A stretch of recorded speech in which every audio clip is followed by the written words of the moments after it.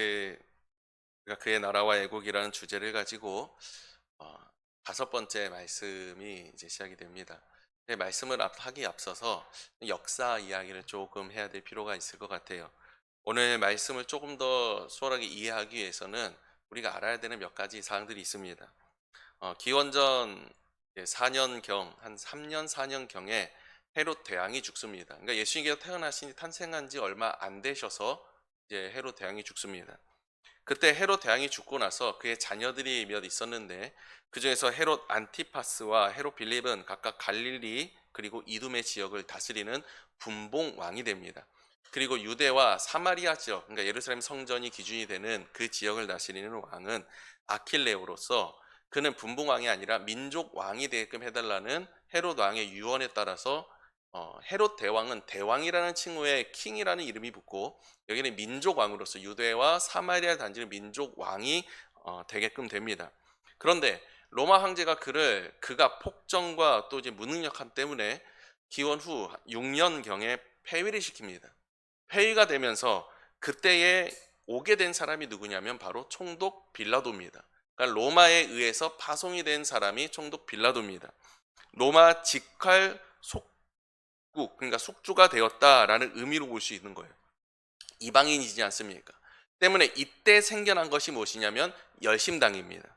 열심당이 생겨나고 사도행전 5장 37절에 보면 갈릴리 유다라는 인물에 대해서 잠깐 언급이 나오는데, 그가 누구냐면 하나님 외에는 어떤 사람에게도 세금을 내서는 안 된다라고 주장하면서 열심당원들을 모으기 시작했습니다. 그리고 그는 이후에 로마 군인에 의해서 죽임을 당하고, 그 후에도 열심당원들은 계속 한 70년경까지 계속 활동을 하다가 유다가 멸망하면서 완전히 사라지게 됩니다. 이와 같이 총독이 오면서부터 문제로 떠올랐던 것이 무엇이냐면 세금이었습니다. 세금을 이방 사람에게 바치는 것이 옳으냐, 그것이 옳지 않느냐, 이것에 대한 문제였는데, 정말 헤롯 대왕 때는 세금에 대한 문제가 없었느냐? 헤롯 대왕 때는 세금이 오히려 더 많이 그들에게 과중이 되었어요. 너무나도 많은 세금이 계속해서 부과가 됐습니다. 그 이유가 헤롯 대왕이 계속해서 건물을 짓고 도시를 짓고, 그러니까 토목 사업을 계속해서 했기 때문에 돈이 부족하단 말이에요. 그래서 계속해서 세금을 걷습니다. 민심을 달래기 위해서 무엇을 하냐면 예루살렘 성전을 건축을 합니다. 예루살렘 성전이 건축 도중인데도 불구하고 사람들이 그것의 아름다움과 화려함을 찬양하면서 이제 관광도 오고 그러한 장소가 되었어요. 그렇게 해서 민심을 달래는데 사람들은 생각합니다. 그래도 헤롯 대왕은 같은 유대인이고 우리나라의 왕이지 않느냐, 그에게 되치는 세금은 결국 우리나라를 위한 세금이다 라고 생각을 했다라는 거예요. 그런데 문제는 무엇이냐면 그 안에서도 이 세금의 일부는 로마 황제에게 들어가게 됩니다. 근데 이것은 별로 신경 쓰질 않아요. 근데 문제가 된 것은 무엇이냐면 그 다음에 이제 총독 빌라도라는 이 이방인이 와서 그곳에 세금을 걷기 시작하면서부터, 아니 우리는 우리나라 왕에게 냈던 세금이 이제는 분봉왕도 아니고 이방인에게 그대로 직속으로 들어가게 되니 세금은 분명히 줄었단 말이에요. 그런데도 불구하고 거기에서 많은 문제점들이 생겨나게 되었다라는 거예요. 그때 생겨난 것이 바로 열심당원입니다. 때로는 우리의 민족투사들, 독립투사분들과 이 열심당원을 같이 비교하거나 동일선상에 넣으시는 분들이 간혹 있는데 그러지 않았으면 좋겠습니다. 왜냐하면 우리 독립투사분들은 말 그대로 우리 나라를 잃게 되었을 때에 나라를 위해서 일어나신 분들이에요. 반면에 이 열심당원들은 어떤 사람들이냐면 나라를 이미 잃었습니다. 그 이후에 자신들이 내는 세금 때문에 일어난 사람들이 열심당원들이에요. 우리는 한 가지 그런데 이상한 점을 발견합니다. 헤롯 대왕 때나 총독 빌라도 때나 세금은 어디로 들어가냐면 로마 황제에게 들어갑니다.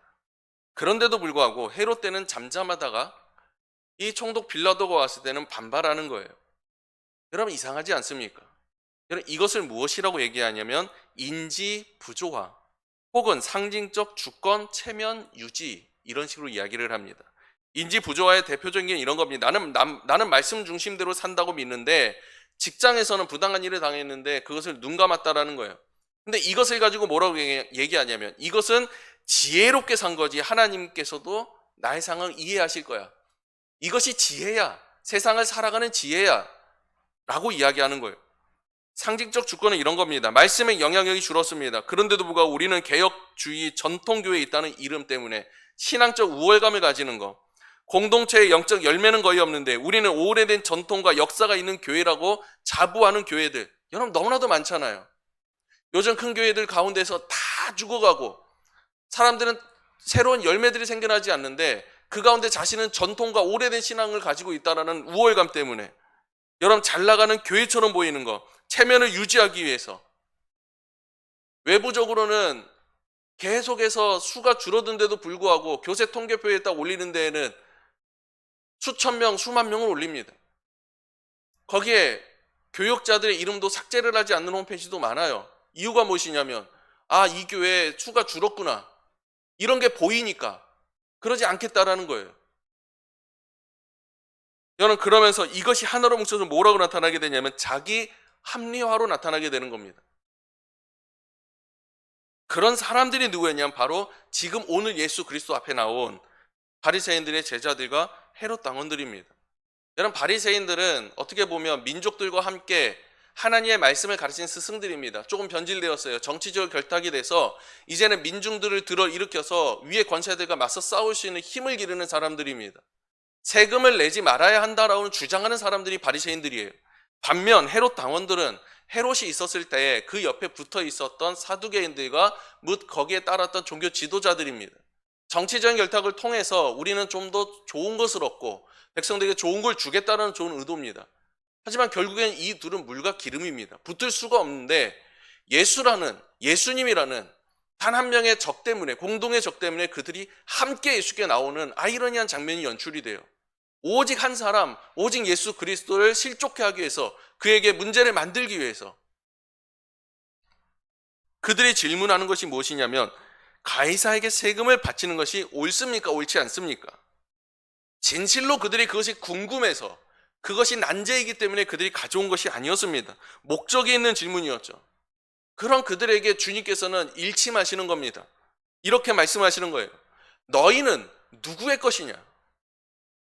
정말 너희들이 그렇게 세금에 대해서 이야기하고 그리고 하나님께 드려야 되는지, 이것을 그들의 이방인들에게 드려야 되는지 그것을 고민하고 있는데 정말 하나님의 것이라고 이야기하는 너희는 누구의 것이냐? 너희는 무엇을 드리고 있느냐? 너희의 삶과 너희의 생각과 너희의 모든 것들을 정말 하나님께 온전히 드리고 있느냐? 라고 그들에게 일침하고 계시는 거예요.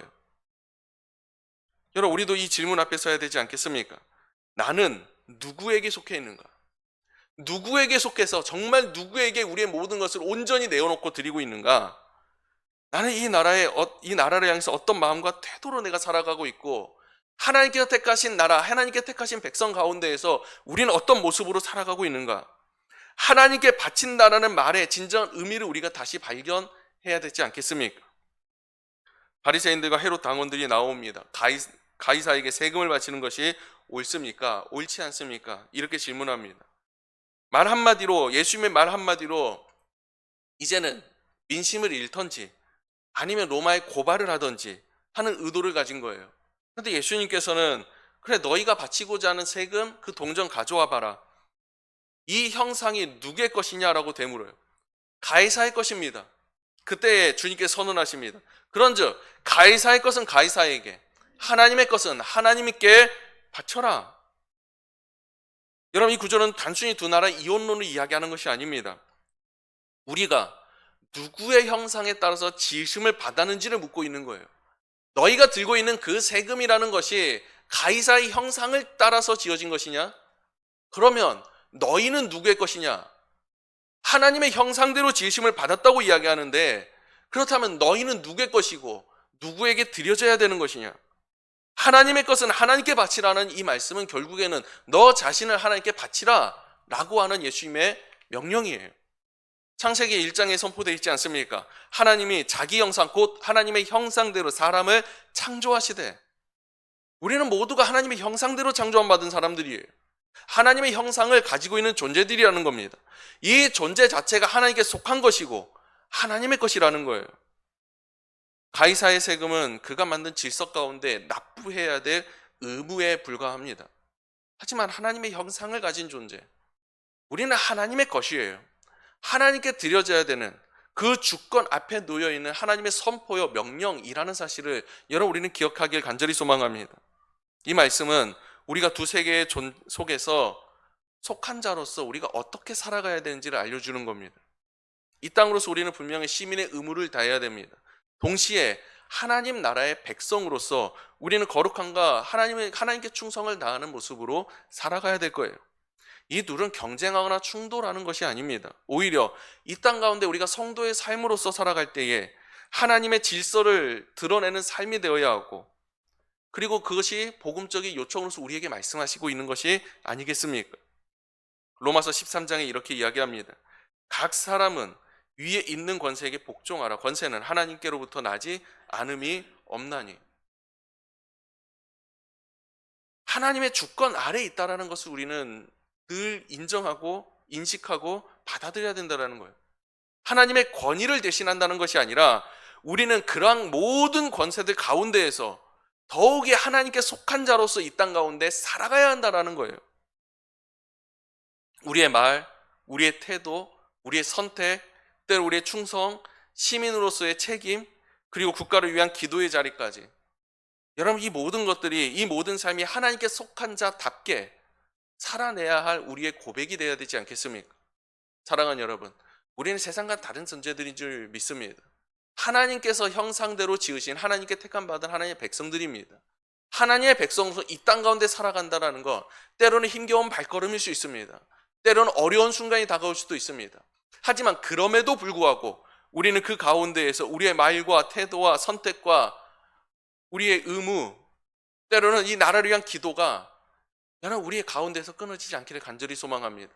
오로지 하나님께서 우리에게 행하신 사랑의 모습들이 우리 가운데 나타나고, 그것으로 말미암아 복음의 통로가 되는 귀한 역할을 우리가 감당해 나갈 수 있기를 간절히 소망합니다. 이것이, 이 고백이 때로는 우리에게 있어서의 참된 애국의 시작이라고 할 수 있을 것입니다. 하나님의 것을 하나님께 바치라 라는 이것은 우리의 전 존재를 온전히 하나님께 바침으로 말미암아 내 이웃을 살리는 겁니다. 이 나라를 살리는 겁니다. 내 주변에 있는 수많은 죽어가는 자들을 살리는 것, 이것이 진정한 애국이 아니겠냐라는 거예요. 우리 자신을 드림으로 말미암아 우리는 하나님께 속한 자가 되고, 거기에서 하나님께 세우신 이 나라 가운데 애국이 시작이 되는 겁니다. 때로는 거짓된 애국들이 참 많이 있는 것 같습니다. 교회가 이런 가운데 잠잠해야 됩니까? 교회가 이런 가운데 나아가서 외쳐야 되지 않습니까? 라는 수많은 이야기도 참 많이 들었습니다. 그런데 그것 아십니까? 저는 언제나 동일한 건지 알았어요. 근데 과거에는 이쪽 정권이 잡았을 때 가서 외쳐야 된대요. 때로는 이쪽 정권이 왔었을 때 또 외쳐야 된대요. 결과적으로 보면은 정치적인 어떤 싸움과 정치적인 목소리일 뿐일 때가 너무나도 많다라는 거예요. 여러분, 우리는 세상 가운데 나타나서 외치는 자로서 끝나는 것이 아닙니다. 그것을 위해서 우리가 달려나가는 것, 투쟁하는 것이 아닙니다. 우리가 해야 되는 것은 무엇이냐면 둘러보는 거예요. 여러분, 외치라고 이야기하고 나가서 싸우라고 이야기하는 사람들 가운데에서 그 주변에 수많은 이웃들이 죽어가는 사람들이 얼마나 많습니까? 여러분, 그것을 바라보지 못합니다. 예수님께서 그 땅에 임하셨을 때에 그 이미 로마라는 나라의 속국으로서 자리 잡고 있었습니다.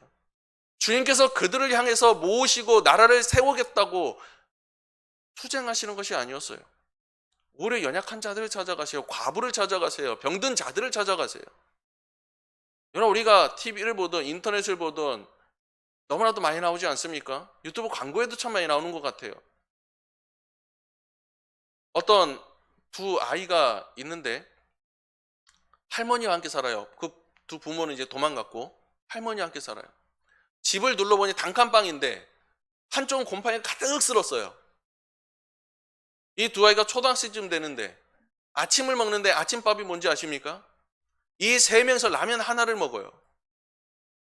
그런데 이 할머니는 이 두 손주가 배고플까 봐 국물만 드세요. 나는 배부르다는 국물만 드세요.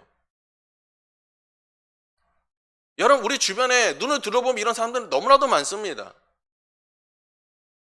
그런데 우리가 사람들이 이야기합니다. 진정한 애국이라는 게 무엇이냐면 나가서 외치는 거고 나가서 투쟁하는 거고 나가서 싸우는 거라고 이야기를 합니다. 내 주변에 사람들이 죽어가는데, 내 이웃이 죽어가는데, 여러분 진정한 애국은 무엇인지 아십니까? 내 모든 것을 다해서 그들을 살리는 겁니다. 주님께서 나에게 그의 생명과 육신으로 말미암아 나를 살리신 것처럼 내 육신과 내 생명과 내 물질과 내 모든 수고와 내 모든 마음을 다해서 그들을 살리는 것. 여러분 이것이 이 땅의 애국 아니겠습니까? 이것이 이 땅 가운데 하나님의 법을 세워가는 것이 아니겠냐라는 거예요. 사랑하는 여러분, 수많은 사람들이 외치는 소리에 귀를 기울이지 마십시오. 우리가 귀를 기울여야 되는 것은 죽어가는 시름소리들입니다. 하나님께서는 우리를 그것을 위해서 이 땅 가운데 부르셨다는 사실을 여러분 기억하시길 간절히 소망합니다. 가이사의 것은 가이사에게, 하나님의 것은 하나님에게, 이분법을 넘어서 신앙적 통합의 길을 제시하는 거예요. 어떻게 신앙으로 살아내야 할지를 우리에게 가르쳐 주시는 겁니다. 바울은 고린도후서에서 이렇게 이야기를 합니다. 우리를 향해서 그리스도의 사신이다 라고 이야기를 해요. 여러분 사신이 무엇입니까? 한 나라의 대표로서 다른 나라에 파송을 보내는 거잖아요. 가서 대표와 만나게 되고 그 나라에 대해서 뭐 국교를 맺던 여러 가지를 하는 것이 사신이잖아요. 우리를 향해서 뭐라고 말씀하시냐면 그리스도의 사신이라고 얘기하는 거예요. 하나님의 나라를 대표하는 대사들로서 우리를 이 땅 가운데 파송했다라는 겁니다. 다시 말하면 우리는 하나님의 나라의 대사로서 이곳에 파송당했기 때문에 여러분 이 나라의 백성으로 똑같이 살아가는 것이 아니라 하늘의 질서를 지키면서 이 나라의 질서를 지키며 함께 살아가는 거예요. 그 가운데 하나님의 나라를 선포하고 그리스도를 밝히 알게 하는 것. 여러분 그것이 우리의 정체성 아니겠습니까? 여러분 우리는 가이사의 질서 가운데에서도 거룩하게 살아가야 합니다. 직장 가운데에서, 가정 가운데에서, 삶 가운데에서, 정치적 시스템 안의 가운데에서도 우리는 성도로서 하나님 나라의 백성으로서의 정체성을 드러내며 살아가야 합니다. 하지만 동시에 성도는 말입니다. 궁극적으로 하나님께만 속한 자라는 사실을 우린 잊어서는 안 됩니다. 가이사에 드릴 것은 그의 요구죠. 법적 의무였잖아요. 하지만 그 안에서 가이사에게 마음을 드리고 생명을 주고 하는 것이 아니었다라는 거예요. 우리의 마음과 우리의 생명과 우리의 모든 뜻은 하나님께 드리는 겁니다. 우리는 이 땅을 살아가면서 수많은 의무들을 지키며 살아갑니다. 반드시 지켜야 될 의무들이겠죠. 하지만 우리가 드려야 될 생명과 우리가 드릴 마음은 온전히 하나님께 있다는 사실을 여러분 기억하시기 원합니다. 하나님과 재물을 겸하여 섬길 수 없다라고 말씀하셨습니다. 마태복음에 주님께서 말씀하셨잖아요. 가이사의 것은 가이사에게, 하나님의 것은 하나님에게. 충돌이 아니라 구별의 지혜를 이야기하는 겁니다. 오늘 교회는 종종 세상을 거리를 둘 때도 있는 것 같습니다. 또 극단적으로 세상과 너무 밀접하게 동화되어 가는 교회들도 때로는 많이 있는 것 같습니다. 이렇게 극단적으로 치우치라는 것이 아닙니다. 우리가 세상 가운데 있는 이유가 무엇이겠습니까? 산속에 있는 예전 수도원처럼 산속에 있지 않고 세상과 떨어지지 않고 세상 가운데 있는 이유가 무엇이겠습니까? 그들 가운데 우리가 빛이 되기 위함입니다.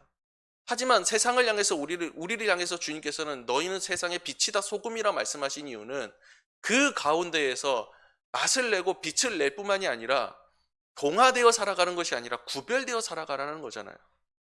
우리는 언제나 함께 화목하고 그들과 함께 살아감과 동시에 이 땅 가운데에서 구별되어야 된다는 것 또한 우리는 기억해야 됩니다. 성도는 이 땅에 하나님의 나라의 대사로 살아가면서 세상 속에서 하나님의 통치를 보여주는 사람입니다. 하나님의 나라의 질서를 세상 가운데 심고 세상의 기준을 거스를 때도 분명히 있겠죠. 그때에도 하나님의 뜻을 순종하면서 거룩함을 지켜내는 사람들이 바로 우리 성도라는 겁니다. 사랑하는 여러분, 그렇게 우리는 날마다 이렇게 질문했으면 좋겠습니다. 정말 이 선택이 하나님께 속한 자의 모습인가? 정말 하나님께 속한 자로서 올바른 모습인가? 이 땅 가운데 하나님의 대사로서, 하나님의 사자로서, 사신으로서, 그리스도의 사신으로서 정말 올바른 모습인가? 우리는 가이사의 질서 가운데 살아가고 있는데 우리 안에 주신 하나님의 형상을 내가 정말 잃지 않고 살아가고 있는가? 여러분 이것을 날마다 질문할 수 있고 내가 마주해야 할 영적 분별의 자리 가운데 그것을 놓을 수 있기를 간절히 소망합니다. 헤롯 당원들과 바리새인 제자들이 와서 묻습니다. 가이사에게 세금을 바친 것이 옳습니까? 옳지 않습니까? 이것은 단순한 그냥 질문이 아니라 누가 진짜 주인입니까? 라는 질문이에요. 성도의 충성은 정말로 어디를 향해야 됩니까? 라는 질문이에요. 하나님께 향해야 된다라고 이야기하면 로마에 의해서 탄압을 받을 것이고, 이것을 세금을 내야 된다라고 이야기하면 그럼 로마에 충성하는 것이냐라고 그 말을 꼬투리 잡을 거라는 거예요. 그런데 생각해 보십시오. 여러분, 이들이 정말 답을 모르고 있겠습니까? 누가 주인입니까? 우리의 충성은 정말 어디를 향해야 됩니까? 정말 모르는 것이었을까요? 답이 있는 질문이었지 않습니까? 우리의 모든 충성은 하나님께 향해야 되고 우리의 진정한 주인은 하나님께 있습니다. 그들 스스로도 고백할 것 아니겠습니까? 여러분, 이러한 질문들이 의도가 있는 질문들이잖아요. 이미 답이 있는데도 불구하고 자신이 원하는 답, 때로는 그것으로 말미암아서 다른 결과를 유출해내기 위한 질문들, 이제 막 성인이 되는 청년들 가운데서 이런 질문들이 제일 많은 것 같아요. 술을 마시는 것이 술을 마셔도 됩니까? 라고 물어보질 않아요. 술을 마시는 것이 죄입니까? 아닙니까?를 물어봐요. 여러분 생각해 보십시오. 술 마시는 게 죄입니까? 아닙니까? 여기에서 죄다라고 얘기를 하면 성경에 어디에 술 마신 게 죄라고 나옵니까? 예수님께서 술도 드셨는데 술 취하지 말라고 하셨지 라고 분명히 반박을 해요. 그럼 죄가 아니라고 하면 뭐라고 할까요? 그럼 이제 나는 목사님께 술 마시는 게 죄가 아니니까, 그것을 확증 받았으니까 이제 나가서 술 마셔야겠지. 무엇을 원하는 걸까요? 술 취하지 말라라는 구절은 기억하지만 잠언서에 분명히 기록되어 있지 않습니까? 포도를 입에 대지도 말라, 술을 입에도 대지도 말라는 말씀도 있어요. 무엇을 먹든지 무엇을 마시든지 하나님의 영광을 위해서 하라고도 하잖아요. 그 마시는 자리 가운데 하나님의 영광이 어디에 있습니까? 모든 것을 다 알고 있음에도 불구하고 이와 같은 질문을 해요. 이유가 무엇일까요? 자신이 원하는 답변이 있다라는 거잖아요. 그들이 이야기하고 있는 것도 마찬가지였습니다. 정치적으로, 종교적으로 굴복의 상징이 바로 세금이었습니다. 이 세금 때문에 그들이 논쟁이 있고 이 세금 하나 때문에 이런 그들 가운데 큰 분쟁이 있었어요. 그 가운데, 그 중심 가운데 예수님을 데려오는 겁니다. 정치적인 공경에 빠뜨리고 동시에 민중의 지지를 잃게 하려는 음모였다라는 거예요. 주님께서는 그들을 향해서 이렇게 얘기합니다.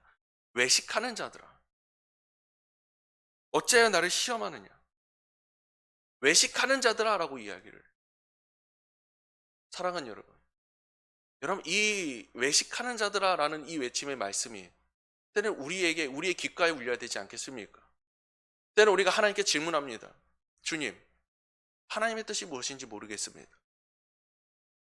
하나님의 뜻이 무엇입니까? 어떻게 해야 됩니까? 그런데 우리가 깊이 고민해보고 깊이 생각해보면 이미 내 안에 답이 있어요. 하나님께 원하신 것이 무엇인지 알 것 같아요. 그런데 때로는 부정합니다. 나는 하나님께 깊이 간구하는 자의 모습으로 나타나지만 결국에는 하나님의 뜻을 거절하는 모습으로 하나님 앞에 기도하고 있는 모습이 내 안에 나타날 때도 많이 있다는 거예요. 이것을 향해서 나에게 말씀하시는 것 아닙니까? 외식하는 자들아.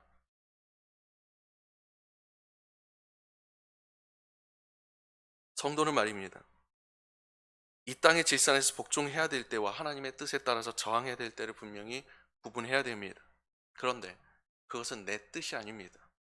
내가 원하는 정치적인 색깔이나 내 생각과 내 의지가 아니라는 겁니다. 사도행전 5장에 베드로는 이야기합니다. 하나님께 순종하는 것이 마땅하다. 하나님께 순종하는 것이 마땅하다. 성도는 세상의 논리에 충성을 하는 것이고, 그리고 거기서 흔들리는 것이 아니라 복음의 기준에서 충성을 하는 사람이 성도입니다. 하나님 기준에서, 복음의 기준에서 충성을 다해야 된다는 거예요. 사랑하는 여러분, 우리는 수많은 가이사들 사이에서 분명히 살아갑니다. 정치적 권위, 경제적 권력, 때로는 여론의 힘과 사회적 구조 등 우리에게 끊임없이 충성을 요구하기도 합니다.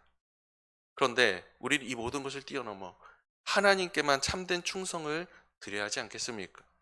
이것이 진정한 복음의 사람이고 하나님 백성의 길 아니겠습니까? 가이사의 것은 가이사에게, 하나님의 것은 하나님에게. 여러분, 우리는 누구의 형상대로 따라 살아가고 있습니까? 내 안에 세상의 형상인 가이사의 형상을 따라가고자 하는 욕구가 있는지, 정말 하나님의 형상대로 내가 살아가고자 하는지, 무엇에 충성하고 있는지, 여러분 그것을 기억할 수 있기를 간절히 소망합니다. 마태복음을 계속해서 살펴보면 마태복음에서는 특히 23장에서는 금전이나 돈에 대한 부분들이 참 많이 나와요. 성전을 향해서는 너희가 맹세할 때는 그 맹세를 지키지 않아도 된다고 이야기를 합니다. 그런데 성전에 있는 금으로 맹세할 때는 그것을 반드시 지켜야 된다고 이야기를 합니다. 근데 신명기에서는 이렇게 얘기해요. 맹세는 오직 하나님의 이름으로만 해야 된다고 이야기하고 지켜야 될 것은 오직 그것 한 가지라고 이야기를 합니다. 변질된 거죠. 물질이 만능이 되고 그것이 자신의 주인이 되고. 여러분, 우리 안에서 하나님 외에 주인 된 것이 무엇인지 다시 한번 생각해 보기 원합니다. 그 주인을 때로는 우리가 합당하게, 합리적으로, 때로는 정당하게 나를 합리화시키면서 내 주인으로서 만들고자 할 때도 참 많이 있는 것 같아요. 그러면서 나의 신앙의 모습을 지켜나가려고 하는 모습들. 여러분, 처음 말씀드렸던 것처럼 자기 합리화요, 인지 부조화의 모습이 우리 안에 나타나지 않기를 간절히 소망합니다. 오로지 우리는 하나님의 형상의 지으심을 받은 자들입니다. 우리는 하나님의 형상대로 지으심을 받은 하나님의 것이라는 사실을 여러분 기억하기 원합니다. 그렇기에 내가 가진 육신, 내가 가진 생명, 때로는 내 손에 있는 수많은 것들, 이 모든 것들 또한 하나님의 것이라는 사실을 기억하기 원합니다. 하나님의 것은 하나님에게 드리는 것, 그것으로 말미암아서 하나님께서 부유해지시고 하나님께서 많은 것을 누리시는 것이 아닙니다. 그걸 통해서 생명이 살아나는 거예요. 한 사람이 살아나고, 한 사람의 복음이 들어가고, 한 사람의 생명이 살아나고. 나는 누구의 형상대로 살아가고 무엇에 충성하며 살아가고 내 삶의 목표와 목적이 무엇에 있는지 시대의 왕도 달라집니다. 체제도 달라집니다. 제도도 바뀝니다. 그런데 흔들리지 않는 것 하나가 있습니다. 그것이 무엇이냐면 하나님의 말씀이요, 하나님의 나라는 흔들리지 않고 그의 통치는 영원하다는 사실입니다. 우리가 따르는 나라, 우리가 따르는 분, 그분이 바로 하나님이고 하나님의 나라인 줄 믿습니다. 그 속에서 하나님의 형상대로 살아가는 것, 정말 내 모든 것을 다 드리며 하나님의 형상대로 내 발걸음을 걸어가는 것, 그 발걸음마다 여러분 반드시 생명이 살아나지 않겠습니까? 반드시 복음의 열매가 맺혀지지 않겠습니까? 그 길 걸음을 통해서 우리는 이 땅 가운데 그저 외치는 거짓된 애국이 아니라 진정한 애국이 우리 가운데, 우리 삶 가운데 펼쳐지게 될 줄로 믿습니다. 하나님의 것 정말 하나님께 드리고 있는가? 내 생각, 감정, 정치적 견해, 그 모든 판단이 정말로 하나님께 기초에 있는가? 날마다 다시금 나를 돌아보면서 내 자신의 모든 발걸음이 하나님의 형상대로 걸어갈 수 있는, 그로 말미암아 날마다 복음의 씨앗이 뿌려지고 생명이 뿌려지는 애국자의 발걸음이 될 수 있기를 간절히 소망합니다.